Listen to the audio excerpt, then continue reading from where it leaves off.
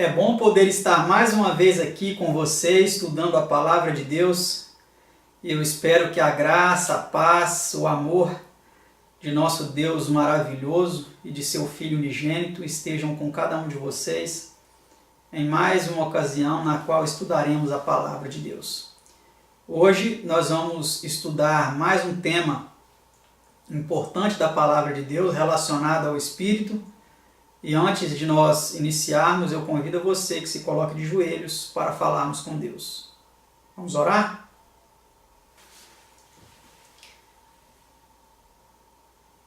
Pai nosso que estás no céu, santificado seja o teu nome. Nós te agradecemos por podermos mais uma vez estudar a tua palavra. Bendizemos a ti, bendizemos também o teu Filho unigênito e suplicamos a iluminação de seu Divino Espírito para compreendermos mais este assunto, este tema importante da Palavra de Deus sobre os dons do Espírito. Sabemos que o Senhor concede dons ao seu povo para que ele atue neste mundo, guiado por ti, sob a tua direção. Nós te suplicamos, Senhor, que nos ajude a compreender este tema dos dons do Espírito que vamos estudar agora. Esteja com cada um de nossos telespectadores, de nossos amigos, de nossos irmãos e ajude-nos, Senhor, a chegarmos à compreensão correta deste tema que vamos estudar agora. São bênçãos que nós te suplicamos, agradecidos e em nome de seu Filho unigênito, nosso Senhor e Salvador Jesus Cristo, teu Cordeiro Imaculado. Amém, Senhor.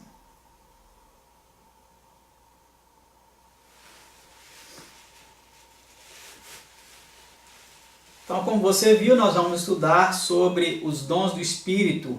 É o tema de número 45, já estamos no tema de número 45. E vamos então para a primeira pergunta, que diz assim: acerca de que devemos estar informados? Vamos ver então. Acerca dos dons espirituais, não quero, irmãos, que sejais ignorantes. 1 Coríntios 12, versículo 1. Então, meus amados, essa é uma admoestação importantíssima do grande apóstolo Paulo. Ele não queria que nós fôssemos ignorantes a respeito dos dons espirituais. E aqui eu faço uma afirmação, talvez um tanto quanto até séria, a você que nos assiste agora.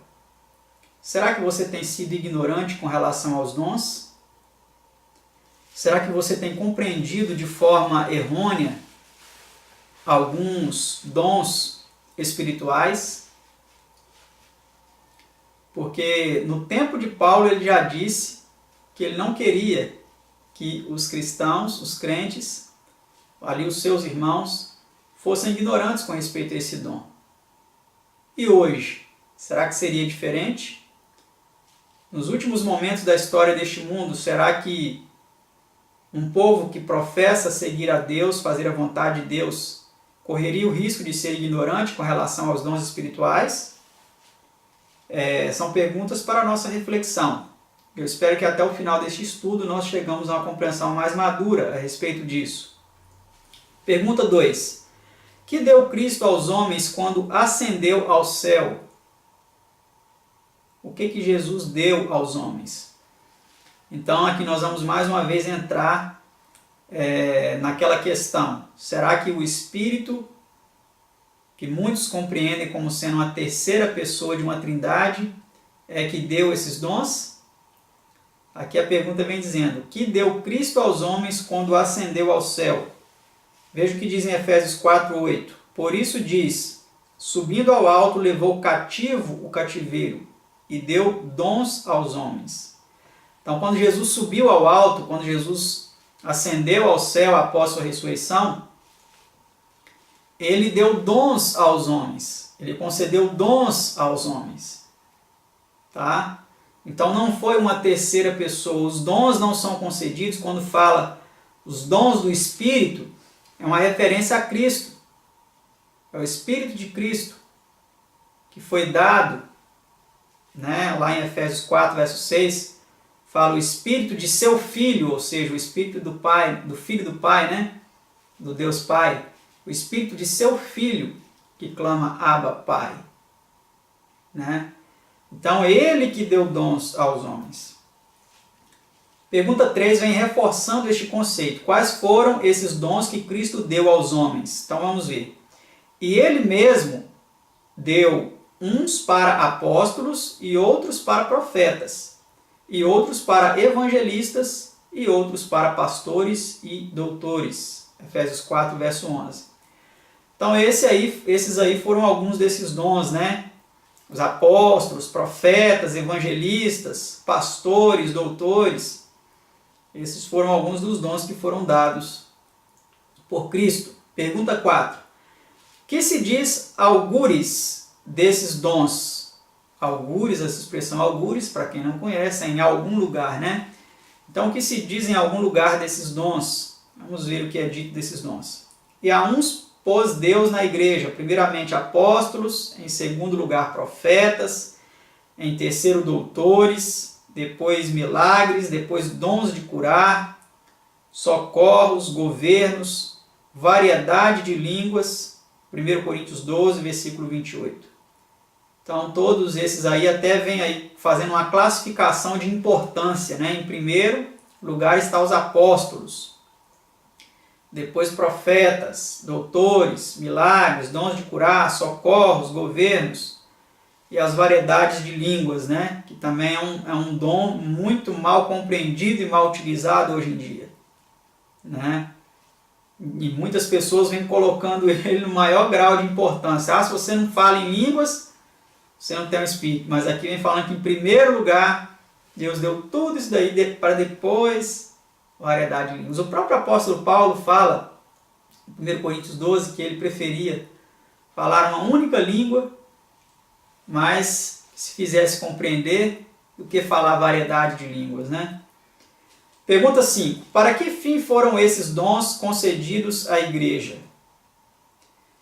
Querendo o aperfeiçoamento dos santos, para a obra do ministério, para a edificação do corpo de Cristo, para que não sejamos mais meninos inconstantes, levados em roda por todo o vento de doutrina, pelo engano dos homens que com astúcia enganam fraudulosamente. Antes, seguindo a verdade em amor, cresçamos em tudo naquele que é a cabeça, Cristo. Efésios 4, 12 a 15. Então, meus amados, aqui nós vemos claramente que o objetivo desses dons é o aperfeiçoamento. Será que nós estamos sendo aperfeiçoados? Estamos melhorando em nossa vida espiritual para com Deus? Estamos evoluindo ou estamos regredindo? Então precisamos ver, né? Esses dons foram dados com fim à edificação do corpo de Cristo. E outra, esses dons eles vão nos ajudar também para não sermos levados em roda por todo o vento de doutrina, para não sermos enganados por homens que estão por aí enganando de forma fraudulenta. O que é isso? Estão fraudando o ensinamento de Cristo. Estão introduzindo em seus ensinamentos conceitos humanos, práticas humanas, crendices, né? E uma série de coisas que são mais superstições que eles introduzem em seus rituais, em suas práticas religiosas, do que ensinamentos sólidos, fundamentados num claro está escrito. Então precisamos estar bastante atentos com relação a isso, para não sermos enganados. Pergunta 6. Qual é o resultado a ser obtido pelo emprego dos dons na igreja? Vamos ver qual é esse resultado. Até que todos cheguemos à unidade da fé e ao conhecimento do Filho de Deus, a homem perfeito, à medida da estatura completa de Cristo. Efésios 4, versículo 13. Então, meus amados, aqui nós vemos claramente que o objetivo é até que nós todos cheguemos à unidade da fé. Precisa haver uma unidade. Mas eu pergunto, essa unidade vai acontecer com todos? O mundo hoje ele está pregando por aí a união das igrejas, né? O ecumenismo, a importância de unir esforços de quebrar as divisões, de dissolver todas as intrigas e todos se unirem com um objetivo comum. Será que é esse tipo de unidade que Deus está propondo? Precisamos estar atentos, porque a unidade entre alguns muitas vezes significará a separação de outros. Para que nós nos unamos em um determinado grupo que tem um objetivo, um propósito de chegar a uma unidade de fé, uma compreensão correta, e isso muitas vezes significará a separação de outros, que não tem esse mesmo objetivo, e que não tem um outro objetivo muito importante que vem mencionando nesse texto, que é o aperfeiçoamento. Aí vem dizendo, até que todos chegamos à unidade da fé, ao conhecimento do Filho de Deus, que é outra coisa que muitos não estão acreditando mais, que Jesus é o Filho verdadeiro de Deus, literal. Muitos estão acreditando que essa expressão Filho de Deus é uma expressão simbólica, né? E a homem perfeito, Deus quer que nós cheguemos a uma condição de ser humano perfeito, à medida da estatura completa de Cristo. Então quem é o nosso modelo? Nosso modelo é Cristo. E aqui vem dizendo que o objetivo desses dons é para que nós cheguemos à unidade da fé, ao conhecimento do Filho de Deus, a homem perfeito e à medida da estatura completa de Cristo. Não é uma estatura física, que está dizendo uma estatura espiritual de caráter. Tá certo? Vamos para a pergunta 7. Como é a unidade conservada na diversidade dos dons? Vamos ver a resposta. Ora, há diversidade de dons, mas o Espírito é o mesmo. 1 Coríntios 12, versículo 4, né? Que é o Espírito de Cristo. Pergunta 8. Para que fim é dada a manifestação desse Espírito? Resposta diz assim, mas a manifestação do Espírito é dada a cada um para o que for útil, porque a um, pelo Espírito, é dada a palavra da sabedoria, e a outro, pelo mesmo Espírito, a palavra da ciência, e a outro, pelo mesmo Espírito, a fé, e a outro, pelo mesmo Espírito, os dons de curar, e a outro, a operação de maravilhas, e a outro, a profecia, e a outro, o dom de discernir os espíritos, e a outro, a variedade de línguas, e a outro, a interpretação das línguas. 1 Coríntios 12, 7 a 10.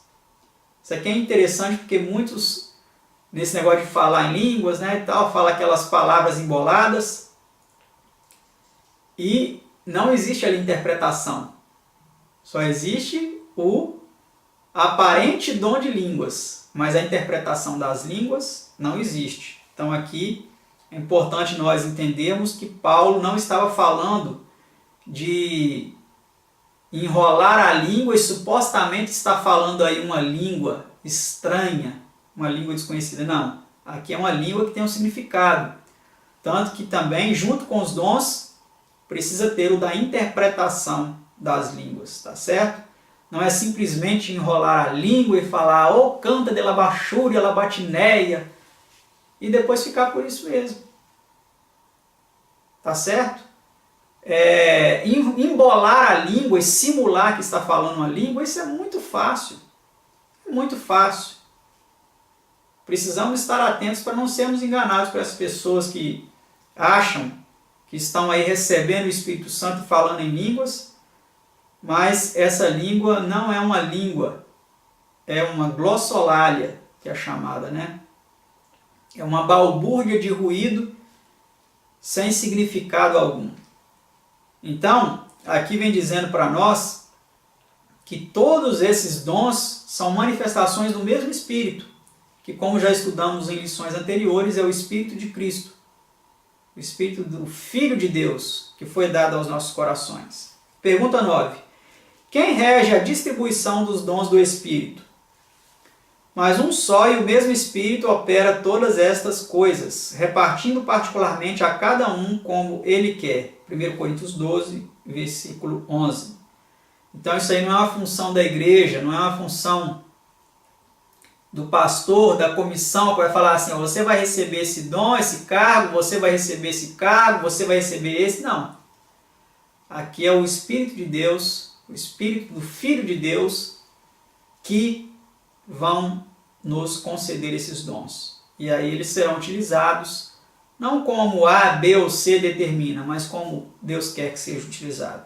Pergunta 10. Era desígnio de Deus que todos recebessem os mesmos dons? Porventura são todos apóstolos? São todos profetas? São todos doutores? São todos operadores de milagres? Têm todos o dom de curar? Falam todos diversas línguas? Está vendo aqui que Paulo está falando de idiomas. Interpretam todos? 1 Coríntios 12, 29 e 30. Então aí Paulo nos declara claramente, né, que nem todos têm os mesmos dons. Um tem um dom, outro tem outro, né? E é assim que Deus trabalha.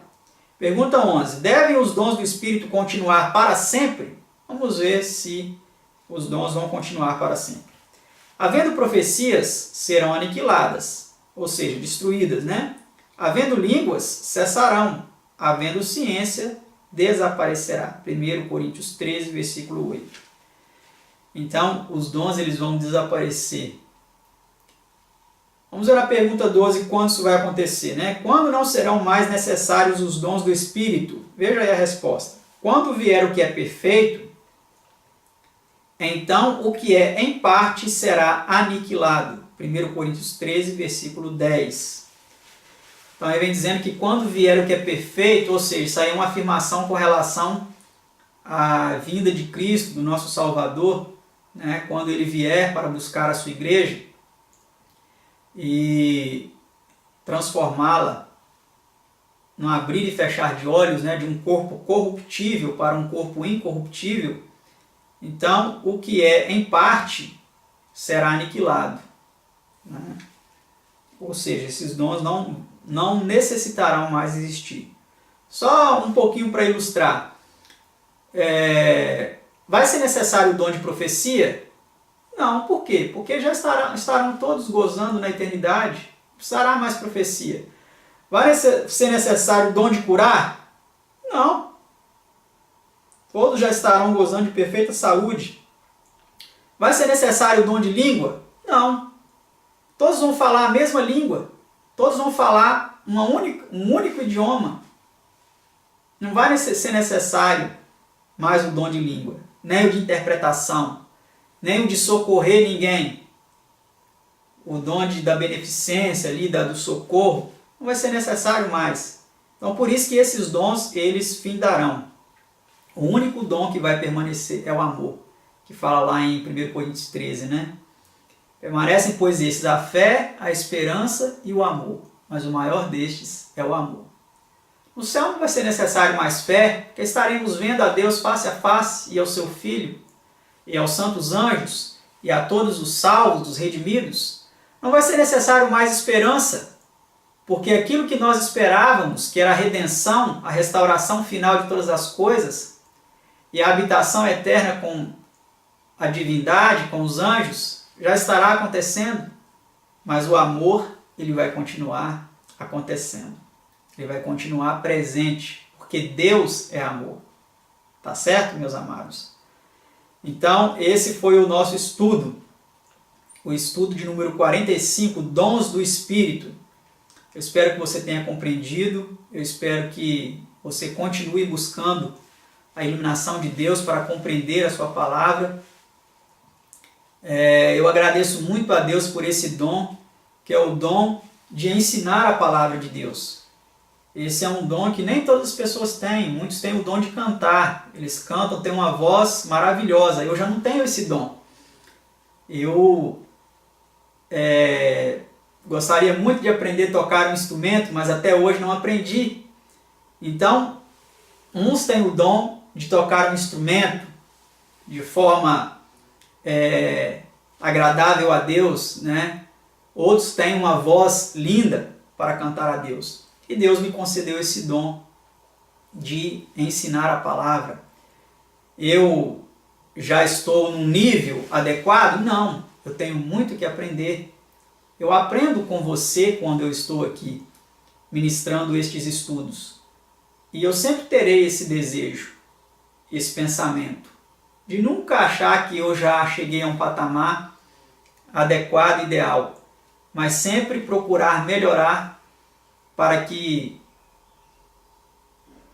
Deus continue usando a mim, usando a você, usando a cada um de nós na sua obra. Espero que vocês tenham compreendido o nosso estudo de hoje. Peço que você continue convidando outras pessoas para assistir esses estudos, compartilhando com outras pessoas essas mensagens, para que assim nós espalhemos a mensagem da Palavra de Deus, para então abreviarmos a volta de nosso Senhor Jesus. Porque Ele disse que quando este Evangelho do Reino for pregado em todo o mundo, testemunha a todas as pessoas, a todas as gentes, então virá o fim.